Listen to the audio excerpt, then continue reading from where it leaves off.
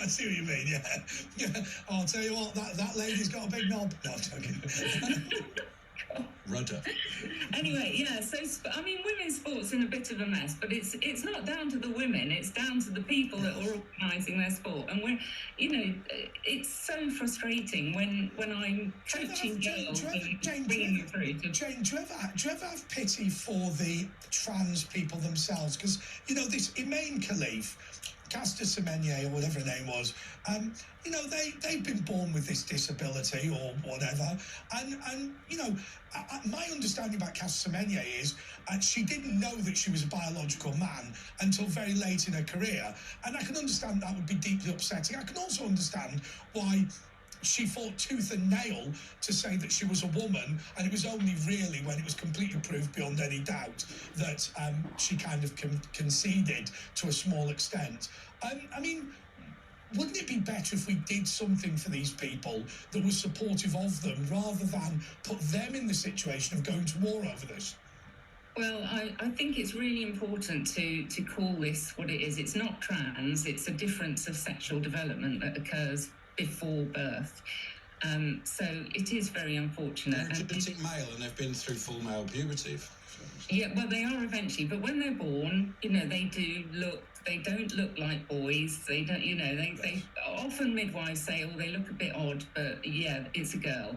Okay, so that's how they're brought up. And if you look at where a lot of these athletes have come from, they're not in state-of-the-art hospitals when they're born, where you could take an instant blood test and check chromosomes. And treat hormonally so they don't develop. Yeah. Exactly. Well, whatever you would do. Yeah. So, but it becomes very obvious when these boys hit puberty that they are boys, because testosterone works normally when they hit puberty. They grow and develop normally as a boy. Their voice breaks, they develop, their penis often develops, sorry to talk about penises, but that often happens. They grow their facial body hair, they put on loads of muscle, grow really tall as they grow into men. Yeah. At that point, yes, it must be very confusing, and I do feel for people who've had that, and very upsetting for the family. What do you do? And the psychosocial impact must be enormous. But what you shouldn't do is scalp these people, and you've probably seen them being very successful in female sport. What the sporting authorities in those countries shouldn't be doing is siphoning these people into female sport, because it's damn well obvious that they're not female. And if there is an issue of discrimination in countries like Algeria, then we should be addressing that issue of discrimination against people who've been born in this position, rather than forcing them. Because I do think there is a little bit of a subtext, and we're going to go to our panel after the break.